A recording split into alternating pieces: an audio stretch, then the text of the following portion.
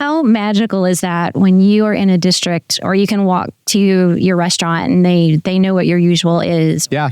You get to pass people by with smiles on their faces, enjoying the day or enjoying an experience. Yes. I've waited my whole life to have a usual. Yes. Right? It sounds like I want my amazing. usual. I want my usual. You have made it if you can walk into a place and they know. That's right. Yeah. I agree. Yeah. It's like Cheers, just being in the community where people know you and you are known. Mm-hmm. And I think that is like that's the magic that you mentioned from sort of the atmosphere that, we're trying to create in downtown Durant.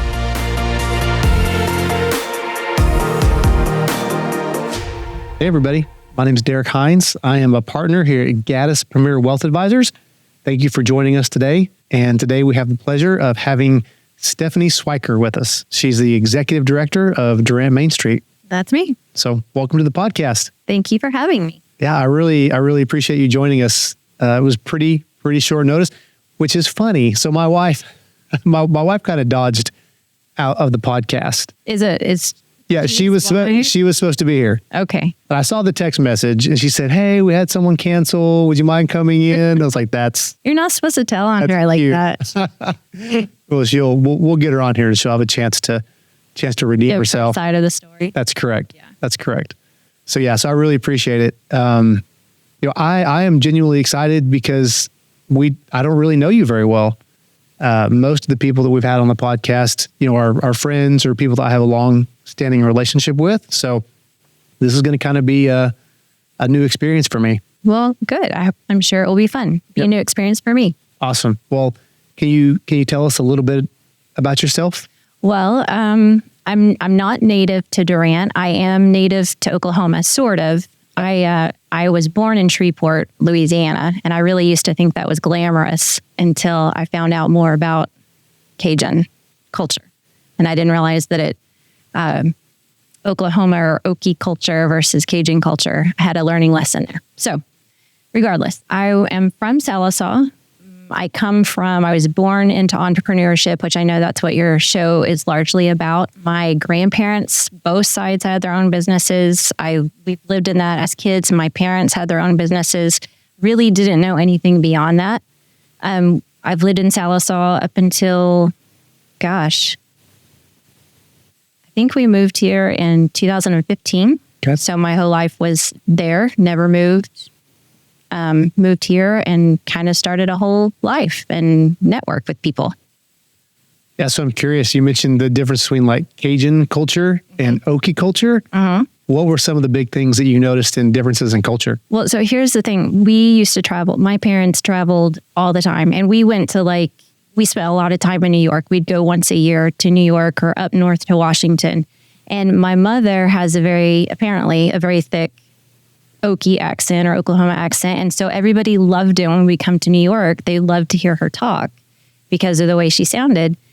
And I thought that was not as cultured as the New York accent. For some reason, a 5-year-old kid or 8-year-old, however old I was. And so I found out, I wasn't born in Oklahoma. I was born in Louisiana. I was like, well, I am not Okie. I am Cajun. And then they all laughed at me. Are like, have you ever heard a Cajun person speak? So I found out real quick that wasn't as glamorous as I had thought. Yeah, that the Cajun culture wasn't as glamorous. Mm-hmm. Their accent is not any less than an Oklahoma accent. Yes. We have a partner that's kind of from that area. So, mm-hmm. So what took you guys to New York? Like, why'd you travel to New York so much? My mom and dad loved to travel. They would pick us up from school on a Friday and just drive and then decide that we're going to go somewhere over the weekend. And we would go to Walmart and buy toothbrushes and pajamas and have a whole weekend adventure. Later, my dad, he became a pilot and he had I think it was a Cessna. And so same thing, we would get in the airplane to fly. And then all of a sudden we'd be in Branson, Missouri and decide that we're going to go to Silver Dollar City for the weekend. So they love to travel. They love the mountains. They love the cold weather. We live in Oklahoma, so doesn't get as cold here as they enjoy. So they spent a lot of their time, a lot of our growing up, traveling to different places. Yeah. I love the mountains as well. We actually just took a trip to Colorado. Yep. And spent, 2 or 3 days in the mountains backpacking. And we skied. We're snow skiers. I wanted to be a ski bum when I grew up. yeah. Yeah, I had some friends that went that path in college. Yep. So tell me about, you mentioned you kind of were raised by entrepreneurs, have a long history of entrepreneurship. So what are some of the businesses that your family was involved in? Well, even when my parents got married, they worked for their family. So my mom's side, they had a farm. She grew up in farming. I forget what it was that they did, but they had land, or they still have land even here in Oklahoma. And then they opened a gas station in our small town of Sallisaw. And so my parents ran that for a while. Found out they got robbed one time, which was an interesting story they had. My dad's side of the family, my grandfather worked for the post office for a while, and then they have owned a bowling alley. They owned a bar. And what else did they have? My mind just went blank. There was a third thing that they had too.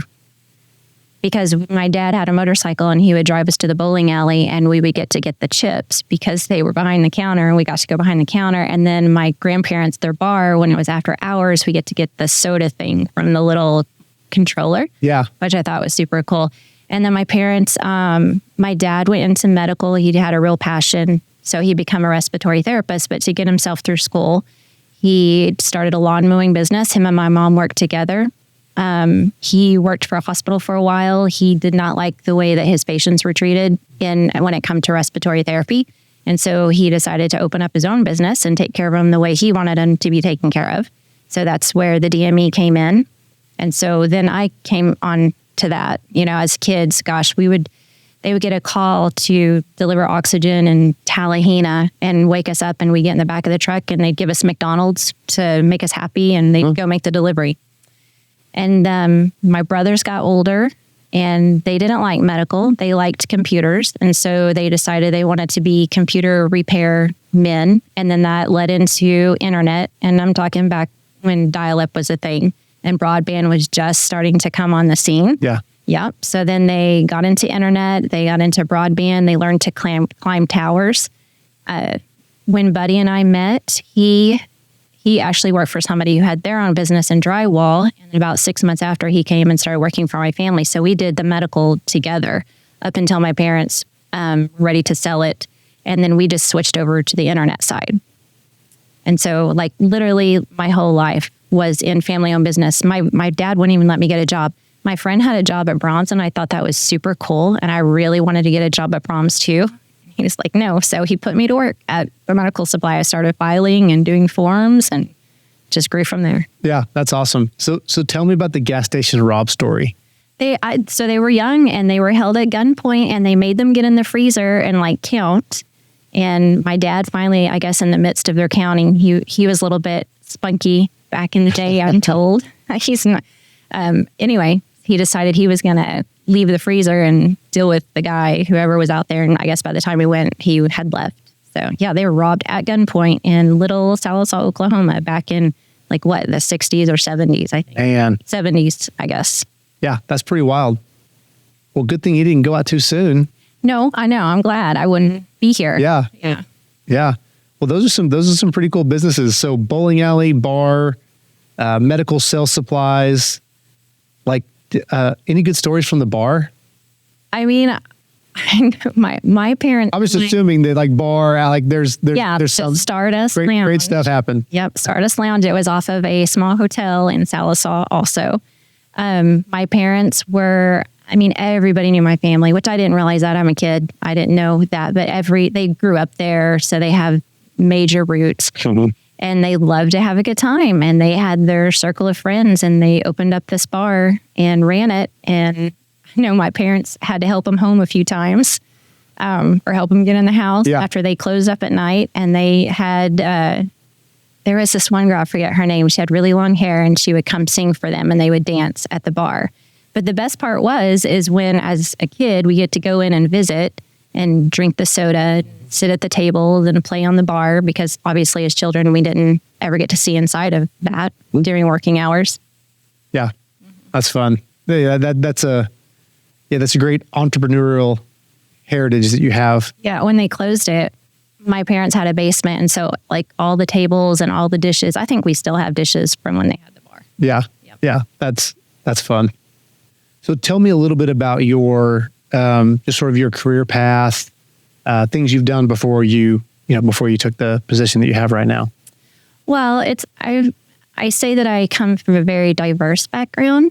Like I said, my dad, he would have been happy if we had our family business till the end of time. And of course, life changes that, economy changes that. So I had never been on an interview. I never had a resume. I didn't need it because I worked for them up until we moved to Durant. And then Buddy and I were thinking, we're very ambitious, and I guess we dream big and don't know the reality of finances and economy, right? Because we've lived in this little bubble. And so we're like, well, we'll just start our own business, right? Because if we start our own business, then, if you build it, they will come kind of thing.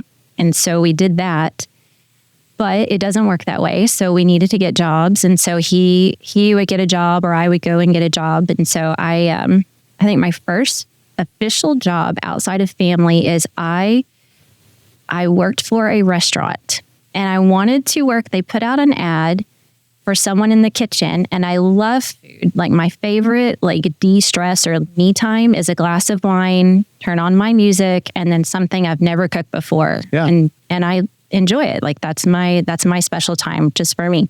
So I thought, well, this is great. I'll go work in their kitchen, and this will be the funnest thing ever because I've never got to do this, and I'll get to do something that I really like because I didn't like medical. It wasn't fun. It's, a lot of crossing your T's and dotting your I's and sad things because people are sick. And so this is a happy thing. But they wouldn't let me in the kitchen, and they wouldn't even let me waitress because I had no experience. So they let me be a host. Okay. So I am this middle-aged woman in their costume standing and seeing people. So I did that for a while, and then they ended up letting me be a waitress after I guess proved myself that I could, be an efficient. I don't understand. Listen, you have to be a people person in a restaurant, and that taught me how to come out of my shell. But beyond that, I wasn't sure what skill they were waiting to see from me. Yeah. Yeah. So I laughed. They wouldn't let you in the kitchen because you didn't have any experience. Nope. And until I left that restaurant, I kept asking and asking and asking to be in the kitchen. To be in the kitchen. Like, maybe we'll let you try next week. Never happened. What restaurant was it? It's actually out in Meade. It's a resort and I think it's changed ownerships a few times, but it was the Sneaky Tiki was the name of it. Okay. Yeah. Yep. Not familiar with that. Yeah. So tell me, so you're married to a buddy. Mm-hmm. How'd you guys meet? My dad went to a function in Stigler, and I had just turned 16. I did not want to go because it was like, I think what it was, at a 45-minute drive or something. I wanted to stay home, and I just got my driver's license, and I was like, please let me stay here.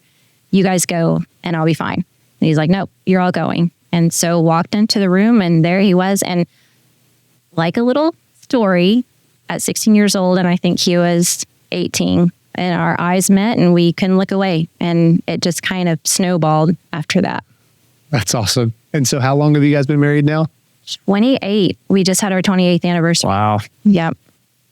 I know. I say congratulations, but I told him, I said, it's kind of embarrassing to tell people how long, because now it's starting to age us, right? Because if you've been married that long, usually you're older than I want to admit that I am. Yeah. Yeah, I didn't. I almost asked you your age earlier, but obviously, like, you're never supposed to ask their age. But yeah. Yeah. You met when you were 16, married 28 years. So you can do the math. That's right. Mm-hmm. So I love how you mentioned that you like to dream big. Mm-hmm. Like, what are some of the things that, what are some of the endeavors that you've embarked upon because you've dreamed big? Goodness. I didn't love the medical industry, but we did it. So there were times when we would try to come up with ideas of things that we could do other than that. And one was restaurant. Again, I thought it'd be phenomenal. We had a whole plan we took before my dad, and we're like, we really think that we can do this. And we were all the way up to like putting a deposit down. And everybody we talked to, they're like, if you have a restaurant, you will live and die there. You will wake up and go to sleep. And So after enough people told us that, we're like, okay, well, we can't do that because we had our 2 girls and they were small and couldn't live in a restaurant. So we always had big ideas like that. For Buddy, he really enjoyed woodworking and he started with wood turning. And he did that because we had hospice and he dealt with a lot of death. He ended up basically building a cabinet shop on the side of our house. And he would go out there and he would make trinkets and he would do odd jobs to make furniture for people, that sort of thing. And I think really just jumping off that when my parents sold the business, it didn't even dawn on us to go get a job from someone. We were just like, hey, people ask me to make furniture all the time and I love to design things and we'll just put those 2 talents together and we'll create this business. And so literally just jumped into it both feet, into UE Designs, which we did manufacturing jobs. We actually did a job for Ray Drummond for one of her products that she sold. Yeah. And we worked with a guy in Sallisaw who had some pretty big connections in the music industry. He did work for them. I think we did festivals. I know we've had Buddy had made a table with another friend. They were friends, but this friend was a metal artist and Buddy was a wood artist, and it sits in one of the historic buildings in Tulsa. The metal part was made out of, I think, a bridge that they had to take down, and then Buddy did the top out of wood. So we've had big endeavors like that. Like we aren't afraid to at least try to get in front of a big person or try to go after a big job. Yeah, no, I love it. I one of not my favorite saying, but a very applicable saying is, a successful entrepreneur is the person who jumps off the cliff and then builds the airplane on the way down. That, yes. And if you love that, do you know the story of Hershey? No. The Hershey guy?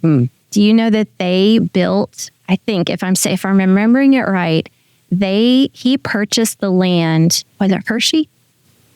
It's the food that built America. That's the show. And maybe it's not Hershey, maybe it was somebody else, but he had bought this land, made this astronomical investment, and didn't even know what kind of business he was going to make yet. So he bought the land and then he had a cutoff time to create this whole business and factory. And it's like one of our main staples in America today. Yeah, I love it. Yeah. I love it. Yeah. So, and I apologize. How do you pronounce the name of your business? UE. UE. Yep. Okay. Yep. So tell me about that.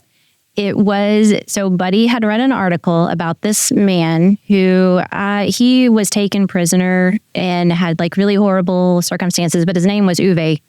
And so it's like a European name, and it's spelled UWE. Okay. And we were trying to come up with a name. I think we were talking for weeks about, okay, what are we going to name our business? And he just came one day. He's like, I know. He says it needs to be UWE, you and we. And that it was perfect because our business was a collaboration. So we did custom designs. So it is you and we designs. And that's how it happened. Yeah. And so you guys built design tables, built tables, what all kind of, and do you still do this or? Sort of, yes and no. We still have all the equipment. It's more of a hobby. However, we never say no to a job. I built the most ridiculous stuff because somebody would come in and say, hey, can you build whatever? And we're like, sure. And I'd be 4 a.m. in the workshop in tears. Why? Why did I say I could do this? I don't know how to do this. Yeah. Yeah. I love that attitude though. It really is just kind of a get it done. Yeah. We figured it out. Attitude. But we do still have the equipment. I think for me, I've closed my store. I closed it in July, and it was way more emotional than I thought it was going to be. I know it's the right decision even now, but I miss it a lot. And I know one day I want to do something like that again. And even on the side, I have the laser, so I still do odd jobs here and there, and think to myself that if ever I get my life in order, I'll start pushing it again and rebuilding it, or I don't know, not rebuilding it, just take the pause button off, push play again. Yeah. Yeah. So you've done some really interesting things, in your career. Training coordinator at REI, you've owned a small business, now you're the executive director at Durant Main Street. So tell me about the training coordinator position that you had. That's actually really cool. I would not have thought that I would want to do that, but I found myself where I needed a job, and that role came up, and I had a friend that worked there. And so I texted her and I was like, hey, do you think this is something that I would remotely qualify for? Because she kind of knew my background. And she's like, yeah, she goes, put in your application anyway and talk to them and see. Yeah. And so I did, and had a great interview. And it was a position that they were building. I wasn't coming in behind someone. So it was kind of neat in that it kind of was being created. But they had gotten these contracts through SBA that required a person have this position. And so they managed the minority business resources from the pandemic. SBA was trying to find ways to help kind of close the gap that the damage that did to small businesses. And so my job was to, like, outside the box thinking, what are resources that can help businesses, kind of those that are still trying to build back, get them from building back to thriving. And so that was fun because I got to think outside the box and really network and learn about resources out there that a lot of people don't know exist, that will literally make a, make it or break it decision in a business. And then the other contract I worked on was their 7J contracting that SBA had put out. And that's where you help small businesses contract with government. So there's literally billions of dollars that are allocated from the government to be used with a woman-owned business, with a minority-owned business, with businesses under, X amount of workers, that sort of thing. And so just connecting those two people. And so I learned a lot. And I also learned that I really have it. Like, I loved it. I had a passion. I loved giving resources to people because I know what it was like having a business of my own and how important it was to have this free resource that, I wouldn't have otherwise been able to make it as far as I did. Yeah. Yeah. I love your passion for small business and your experience in small business. So what are some of the things that you're focused on now as the executive director of Durant Main Street? Well, we're rebuilding it, really. We're rebuilding the program. Okay. And because of the pandemic, many nonprofits closed their doors because of the toll that it took, just like small businesses. And so Durant they weren't spared in that either. And so there's a lot of things that we've had to, pivot or redefine or outside the box, whatever we're talking. A lot of the things that worked in the past for our district, for our community, for our Main Street, they don't work today because things have changed. Yeah. And so what are some of the things that have worked that are not working?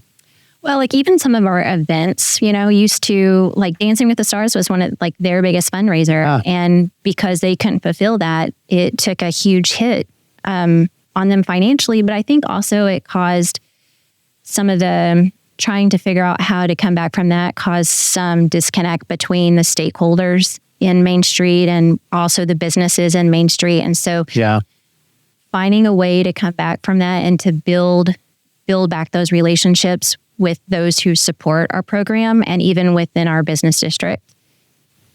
I don't know if I would say things don't work. I think things just have to be approached differently. Of course. Yeah. I mean, the pandemic changed a lot of things. Mm-hmm. We, even in our business, just industry-wide, historically we would meet a lot face-to-face. Mm-hmm. But now, clients are not opposed to meeting on Zoom or just having phone calls. And some prefer that now. And that's what's crazy, right? Because used to, we couldn't wait to go get in a big room with everybody, or we couldn't wait to go sit down and have a meeting. And now we've seen the other side of not having to do that.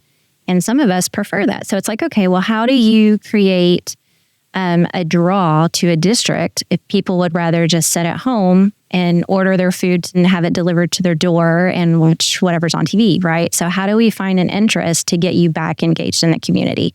So it's just redefining that and finding out what does work. Yeah. So you're trying to figure out how do you draw people to a district or to an area, to engage in business. Yeah. And I mean, obviously the pandemic took an effect. Our economic environment has changed. And so even for those who were able to support the program in a large way, maybe they don't have that ability anymore. And so now we're like, you can't rely on one funding source. We have to be very diverse in how we are funded, how this program is funded. Yeah. So historically, how has the program been funded? It has, it's always been designed to be, they call it 30-30-30, but it's basically in 3 parts. And so one would be our partnerships. One is our partnerships and fundraising. And then we have our contract with the city, the support from the city. And then we also have grants. And so where we may have always had good partnerships, or we may have always could count on certain grants, those things aren't available anymore. So now we're having to be aggressive in the other opportunities. So like for me, as a new director, one of the things is finding the right value for our partnerships for people, because maybe people don't know this too about Main Street. Whether you partner with us or not, it's our job to promote you. Our job is to build a thriving downtown district for our historical preservation and for our businesses. So then how do we add value to partnering with us if we're already promoting you? So we're looking and finding ways that brings value to those who want to buy into the historic preservation cause and who want to buy into what the Main Street program is about. Yeah. Yeah. So what are some of the things, I know we talked about it briefly before the podcast about the historical preservation aspect. I mean, what are some of the areas that you're focused on that, or how do you promote historical preservation? I think that we have several business owners in the district. Some of our buildings are being refurbished. Some of them aren't because there's just not money there to do it. There are loads of funding opportunities that the government rolls out, that private investors roll out, that advocacy groups roll out that our building owners may not know about. And so it's me being educated, our board being educated in what's available, and then how to connect those building owners, and not just connect them and walk away and say, have a good day, but really help them walk through the process and get from the start point to the finish point. Yeah, that's fantastic. So what are some of the areas that are available for funding? Well, I know oh gosh, you would ask me that. What? Just came from Select Oklahoma, and they were talking, there's an energy initiative, and they will pay for a large percentage, to update your air conditioning and heating, to put, what is that? The pink stuff. Just like new insulation? Insulation. Yeah. So you heard our AC unit. We actually had a guy come try to work on it, and he said, I'm pretty sure there's one of these in a museum somewhere. But in old buildings, we could apply for that. Yeah. Yeah, you could absolutely apply for that. And it's expensive. Yes, it is. Incredibly expensive. And that's, to put a new as a small business owner, you can't just pull out, $40,000 to put in a new unit for your building. Yeah. So there are resources, and that's just one of many. My mind's blank now that you've asked me. It just all left my head. That's usually what happens. Yeah. But there's a lot of things out there that people don't know exist that we need to be telling people about. Yeah. Yeah. I think that's fantastic. I share with you a little bit about my experience with Main Street in my hometown, their focus on historical preservation, encouraging business owners and building owners to, restore facades. And they brought a lot of those facades, back to the original brick. Yeah. And it's just beautiful. My hometown, I mean, it's pretty standard Americana. In the middle of the square is the courthouse. Yep. And the library. And there's 4 stoplights. All the businesses are right around the square. Every year there's a parade that goes around the whole square. Yeah. And so it's really cool to see what that kind of initiative can do for a community. It is. And I think one of the things that I learned when I was with REI, and stay with me because this will make sense. Okay. I got to be exposed to the Native American culture. And I guess I never really got to this degree. And their heritage and their roots are so solid. They know where they came from. They know why they wear what they wear. They know all these things. Our downtowns are kind of like that. They preserve these roots that if it wasn't, I'm looking at the pictures behind you that you have of historic Durant, and you still see some of those elements today. And that does something as a community. And I think even just as people, that it gives you roots, and it's a memory, and it's, you know where you came from and you know what was there. So it's important, and it's almost kind of magical when you keep that history intact or you reveal it. Yeah, no, I agree. We get so much of our identity, our individual identity, our collective identity by knowing where we come from, what's been done in the past. I think history, growing up in school, history was probably one of the subjects I struggled with the most. Yeah. And so I really didn't gain, a strong appreciation for history until I got a little older. I'm like, why do I need to know this? I'm never, ever going to need to know this. But now, like, I hate that I did not pay more attention because I'm fascinated by it. As a store owner, one of my favorite things is when people would come in and tell me what used to be there.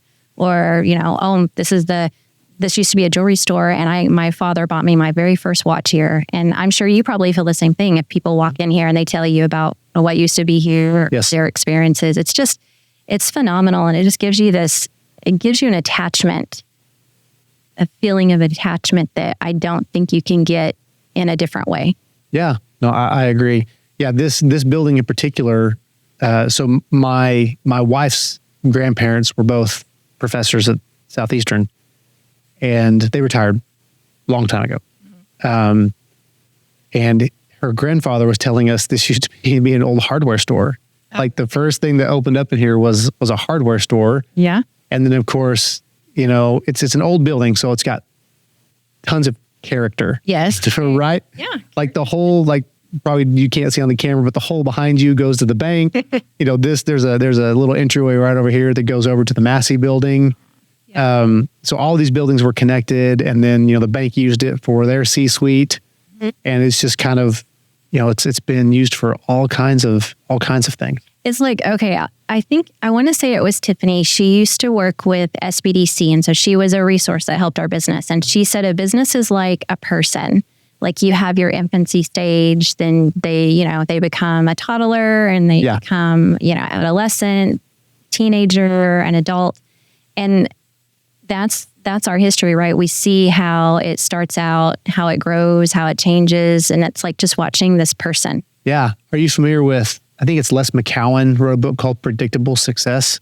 I don't think I have heard that. So it's almost exactly what you just described. So it's all the different phases that a business goes through. Most businesses, they don't run the full life cycle. Yeah. But, the first stage, I forget what the name of the first stage is, but it's like you don't know if you're going to make it or not. Mm-hmm. So, like you and your husband have taken, you've jumped, you've followed big dreams, and what that stage feels like. Yeah. And so you're making tables at 4:00 in the morning, crying, probably wanting a glass of wine and listen to music. Yes. Just de-stress, wondering, what have I just done? Yeah. So that's the first stage, right? And so anyone that has ever, engaged in an entrepreneurial endeavor has felt that. Yeah. It's stressful. You don't know if you're going to make it. And then the second stage is fun. Mm-hmm. Right. So you finally, you're going to make it. The bills are pretty much going to be paid, and you're just having a good time. Mm-hmm. Right. So there's the first stage and then the fun stage. I've got some guys that listen to this podcast are probably going to really give me a hard time for not being able to list all these stages.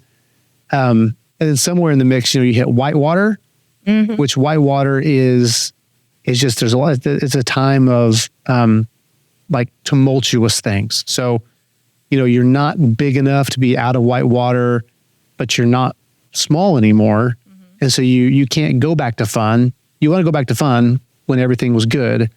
But you've outgrown it. That's right. You outgrow it. Yeah. And so, during that whitewater stage, you really work on developing systems and processes and hiring people, and that gets you to a stage of predictable success. And that's kind of the apex of the cycle. And you try to stay in the predictable success. Once you get out of predictable success on the back end, then you run risks of, I think the final stage is called death rattle. It's like that makes sense. Death, it's like this death rattle to the end of your business cycle. But yeah, no, and I can go back and think about my parents, and I literally lived that journey with them, mm-hmm. and that's a very accurate description of how that works. So. Yeah. And I would love to hear some of your thoughts on different struggles that small businesses are experiencing, things that you want to kind of help them through.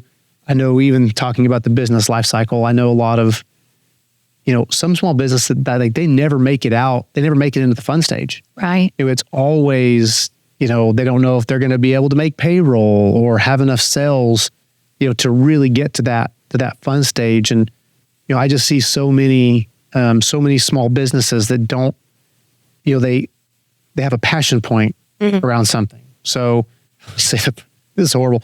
The first thing that came to mind was like accounting, which I don't know who has a passion point around bookkeeping and accounting. There's people out there, obviously. It's my wife. It's my wife. Okay. Who is that? But you have a passion for music or for food, or for account or for anything. And so you think, well, I'm going to start a business doing that, not really having a solid understanding of just exactly, of what it takes to run a business. And so you end up sort of just kind of chasing your tail. And obviously you run the risk of that thing not being fun anymore. Baking cakes is probably a good one. I think that's an example in one of the books that I've read.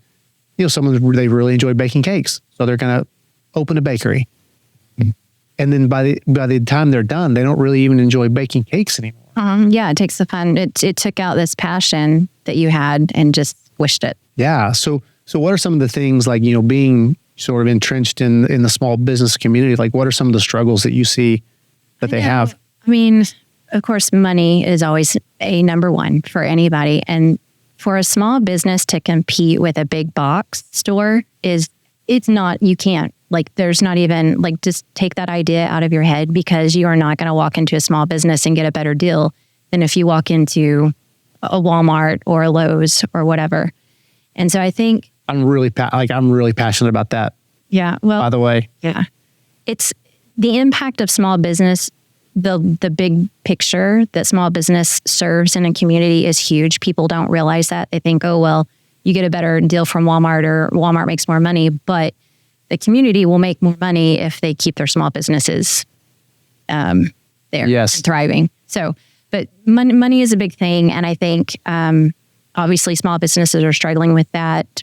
Materials, even today, since the pandemic, it's hard to get materials. Shipping gone up. I mean, my goodness, the stamp just went up to 78 cents. Is that right? So I'm a partner that could tell you what it is, but I can't. But like, it went up. It's expensive. Almost 20 cents, or maybe 20 something, like a significant amount. So now imagine being a small business who needs to ship out a $10 item and what you're going to have to pay in shipping. So money is hard. And so you have to think outside the box. You have to be vulnerable with people, because when you go into a small business, you're not there to buy a product. You're there to buy their story. You're there because of their story or because of them. And so that's how you add value to the shirt that you sell, or to the box that you make, or whatever. So, and the other thing I think for our district that I see is it's this really hard balance that we need people to come down to the district. We need that consistency so that we can stay open, but we have to stay open so that people will come down to the district. So yeah. It's like, how do you, and being a small business owner, I'm a one-man show. I have children at home. I have a house to clean. I've got parents, that I'm spending time with. So I can't just be at my store until 9:00 at night, every night. But I also need to be at my store until 9:00 every night, because I need the customers to be able to feed my family and do this thing. So that's a huge struggle, I think, that all small businesses are facing. And I know our community faces. Yeah, that's very much a double-edged sword. Man, so do you know, this is an unfair question. Okay. So you may not have an answer. Buckle in. But I am very curious. Do you know what, like, the dollar impact is in a community for spending money at a small business versus like a big box store? I have done research. Actually, I was probably a seminar or maybe a workshop, and they did compare that. I couldn't tell you. If I told you, I'd be lying. But I can tell you that it is a significant amount. Yeah. I can come back and tell you, but I don't remember what it is. But it was like the city budget would thrive Yeah. if we had more small businesses than we had box stores. Yes. Yes. We can pull the trumpets. Huge. Yeah. Huge. Yeah. Yeah. Yeah. Yeah. I mean, the whole big box thing, I'm not, and that's, I don't want to get shut down by like Walmart or something, but I'm not a huge fan. I mean, I guess, and maybe that's just because of my roots with small business, but small businesses, they really do have to think outside of the box because they have to be competitive to some degree. It can't just be a huge price difference, but you're right. You have to understand, like you're not buying, you're buying their story, like you're supporting their family and, their endeavors and the endeavors of the community. And when you spend money at a small business, like it's going directly back into that community. That family is going to take that dollar and spend in the community. And so there's got to be, maybe we'll have to have you back on to see what those numbers are. There's got to be a multiplier. I would say it's like a dollar goes 8 times farther. Yeah. In a small business versus in a big box. So it's something like that. But I mean, everybody has their place. And I think that's something too. Like, I mean, we do need Walmart. We do need Lowe's, but we also need our boutiques and we also need our local lumber store. Yes. Everybody has a spot to fill. And I think that's too, is finding your lane and then really just advocating for that space and success can come your way. Yeah. Yeah. No, I agree. Yeah. I always try the true value first. And then sometimes, unfortunately, if I'm, we had a funny, one time we live on a farm too. And when you live on a farm, like things happen, animals do things, they break things, and it's not in between 9 and 5. Mm-hmm. So if I've got to run somewhere at midnight or not enough of the Lowe's is open that late, but it's good that we have those stores as well. Yeah. Yeah. They all have a place. They all serve a purpose. Yeah. I had a horse kick a spigot one time and had a fountain in my front yard. And it's like, well, we can't wait for that. Nope. No. Yeah. There were some kids involved. It was quite the ordeal. No. Yeah. The horses ran across the yard. The kids ran to the house screaming and crying. And of course my wife was pretty, she didn't know what was going on. Yeah. Like chaos. Chaos ensued. It was chaos. Yeah. So where do you want to pick up from here? I know I mentioned this in an email, but do you have any questions for me or any? I think what brought you to finance? What made you decide you wanted to open up a finance, firm? Yeah. Is that correct? Yeah, financial firm. Okay. Yeah. Durant, Oklahoma. So Durant, Oklahoma was not necessarily the chosen destination whenever we first started. So my wife and I met in college, moved to New Mexico. We spent probably 9 years in New Mexico. It was a very fun time of life. It was really good for us to just get away. And that's a very different feel than other places. Very different culture. Yeah. Very different culture.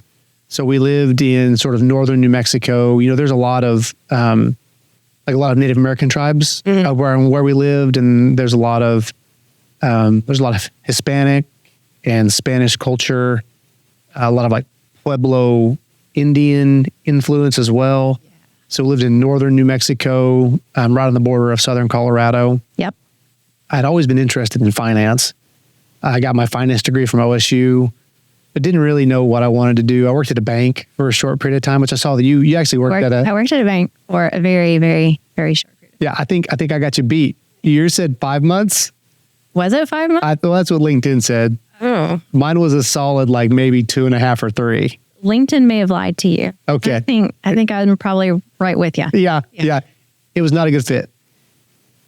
I like banks. We need local banks, and honestly, we still bank at the bank that I worked at. It was not a good fit. Yeah. Really small office, suit and tie every day. 9 to 5. Yeah. No deviation. Nothing. Yeah. Yes. So, whenever my wife graduated, we both got job offers from ConocoPhillips, so a big oil and gas company. It's like, let's go. So we went to New Mexico. We got married, actually just right across the street here at the First Baptist Church. The guy that married us made us agree to take Dave Ramsey's Financial Peace University. Okay. So we couldn't find anyone. We couldn't find a class. So this is a testament to my wife's character. And I threw her under the bus earlier, but we'll try to redeem ourselves here. So couldn't find a class. So she said, well, we should probably coordinate a class. I was like, well, that's a novel idea. So the church we were going to at the time, I say we coordinated a class. She really coordinated the class. And me, I've got a finance degree. My finances are a wreck. I moved to New Mexico a little earlier than her, and it's kind of that entrepreneurial thing. Like you just jump. Yeah. So, what did I do? Well, I got 2 credit cards, bought a brand new pickup truck. Oh no. And moved to New Mexico. Sure. Because that makes sense. Why not? Yeah. Exactly. So, I told her, which I think this is proof that God has a sense of humor. I told her, I said, well, I'll come and I will help you, honey. Mm-hmm. If anyone has any really hard questions about money, oh, that's not like I'm going to be there. I'll be there for you. Right? I'll back you up. Yeah. I'll answer the hard questions. So like 13 years later, I'm the one that is a partner in a financial firm and I do this for a living. Yeah. So kind of fast forward a little bit. I worked as a surface landman. So I negotiated surface leases in the oil and gas industry. Okay. And then I transitioned it to a job that was called tribal liaison. Okay. So I was the main liaison between ConocoPhillips and all the tribes in the area. So Navajo Nation, Southern Ute, Mountain Ute, and the Hickory Apache. Oh wow! And then that morphed into a job. It was called the Director of Stakeholder Engagement. So it was all public relations for the entire state of New Mexico and Southern Colorado. Wow! I bet you had some adventures. Yeah, it was a fun job. Mm-hmm. But that kind of morphed into a lot of just a lot of policies and procedures. And I completely understand large companies, they need policies and procedures. Mm-hmm. They need handbooks. Mm-hmm. But corporate communication and those handbooks, it wasn't really a good fit for me. Yeah. And so at that point I decided to retire. My wife she's a wonderful encourager or enabler in some degrees. Yeah. And so we had done the Dave Ramsey thing. Mm-hmm. So we'd paid off all of our debt besides our house.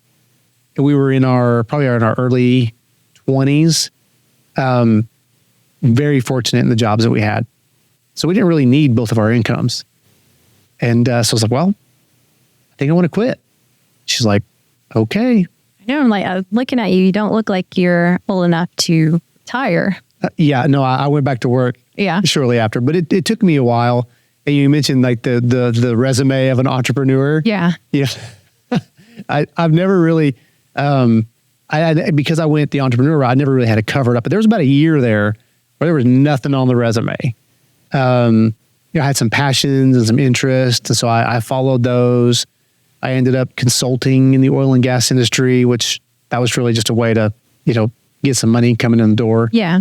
And then, I can't remember, I'm kind of challenged from a calendar perspective. I don't really remember dates and times in the past very well. So probably about the 8 or 9 month mark, I really got to a point where I really had to find something I was passionate about and that I could make money. Mm-hmm. So I had a finance degree. We'd been doing the Dave Ramsey thing very consistently for quite a while. And I was like, Carol, I think people make a career of financial advising. Yep. So I started doing research. I started just cold calling other financial advisors, which I realized that's not something that people really do. I got connected with a firm out of Denver. I was able to sit and take my tests, got licensed. But again, as you know, with an entrepreneurial endeavor, I didn't make any money for a long time. Yeah. So slowly started building my clients, learning how to do financial planning. And then we got pregnant with our second child. And that's when my wife decided she wanted to make the transition to stay home with our children. Mm-hmm. and we were still in New Mexico. We owned some land here in Oklahoma, and this is where my wife is from. So my wife grew up in just outside of Durant. I grew up in northern Oklahoma. And so at that point, it's like, I'm not really making any money, so we should probably move back closer to somewhere where we have a support system. Yeah. And I got to know my partner. He had an office in Ada and Durant. We lived kind of in between, and Durant is usually just where we settled. And so fast forward again, we merged with another firm out of Denison, Texas. And here you are today. Yeah, started our own. We changed sort of the structure of our firm a little bit. Started our own RIA. Just kind of moved down that path, and it's been a fun adventure. You've been here how long? Let's see, my son is 8, so I've been in Durant 8 years. Oh, I'm not too far behind you. Yeah. Yeah, so we moved in 2016. You moved in 2015. Yeah. Yeah. So I know a lot about retail, the retail space. I know a little bit, tiny bit about the restaurant space, but like, do you have challenges being a small business in the downtown historic district? A lot of our clients don't come from the district. So a lot of our clients are not, there's not a lot of street traffic with what we do. Most of what we do, we market through things like this. We get a lot of referrals from our clients. So a lot of our stuff is like relationship based. So yeah, I don't know if did that answer your question? Well, it helps me see what is valuable for your business to succeed. Yes. So I think thriving community is valuable for our business. A lot of the things that we do, it would definitely, a lot of the things that you've mentioned as far as adding value, you're thinking about how to add value to, all the partners of Main Street, all the businesses in the district. We very much have that same perspective with our clients. We want to do the best we can to add value. And I firmly believe if we add enough value, we will be successful. That's true, because I mean, if it's the whole, everybody says it, the rising tide and ships, right? Yeah. If everybody's doing well, you're gonna automatically do well. That's right. So, yeah. So do you enjoy having your office? Like, is it just that you enjoy being downtown, or this opportunity just opened it and you jumped on it? Well, we did. The whole story behind this building is pretty cool. I enjoy being downtown. Like I like being downtown. I love being able to walk to wherever I want to go eat. See, that's what I want to hear right there. Yeah. And so we got, coffee is less than 100 yards away. We've got Mexican food, Italian food, barbecue food, steakhouse, burgers. We need a Chinese restaurant downtown. Well, we have our hibachi. There you go. Yeah. But so see, that's Sushi. The charm of downtown, and that's why we need districts like this. Because if you were in a high rise, which, so the bank I worked at is in Oklahoma City, and it was in a high rise or whatever the technical word is for that. So when I wanted to eat lunch, I either brought it with me or I'd have to, drive 30 minutes round trip to have a 1 hour lunch break. And so it's not healthy to eat in 30 minutes, right? No. But it's just not a fun experience. Yeah. The day is not fun. But when you're downtown and you can go walk into your local coffee shop and they already know what you want. Oh. Usually they already have it there for you. I've got the order. Yep. When I had mine, that was one of my most charming favorite things is I could walk around the corner, or Buddy would walk around the corner and he would just say, "Hey, will you make coffee for Stephanie?" And they knew what it was. He didn't have to tell them. Yeah. And so how magical is that when you are in a district, or you can walk to your restaurant and they know what your usual is. Yeah. You get to pass people by with smiles on their faces, enjoying the day or enjoying an experience. Yes. That's why, that's the cause that you buy into when you partner with Main Street or with Durant Main Street, with us too, is that we have a place like that for the community to go. Yes. No, I love that. I did a lot of work from Opera House this morning. So you walk in, and I've waited my whole life to have a usual. Yes. Right? I want my usual. I want my usual. You have made it if you can walk into a place and they know. That's right. Yeah. I agree. Yeah. It's like Cheers. It is. Right back to the bar story. Yeah, I mean, it really is just being in the community where people know you and you are known. And I think that is like that's the magic that you mentioned from sort of the atmosphere that, we're trying to create in downtown Durant. Yeah. It's very necessary, and everybody wants it. Everybody wants to have that in the town that they live. I agree. Yeah. Yeah. Well, Stephanie, it really has been a pleasure getting to know you. I know I love, I just can't tell you how much I enjoy, just some of the things you shared about dreaming big, taking the jump to be an entrepreneur, all of your life stories, your history of, entrepreneurship. And I am really excited for all the things you're going to do with Durant Main Street. I think we're partnered with you.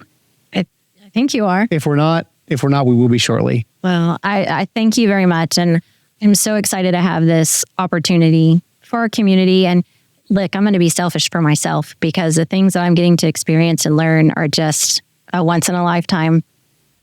Yeah, that's awesome. Thank you everyone for joining us. We really appreciate it. If you like this podcast, please do not forget to like and subscribe.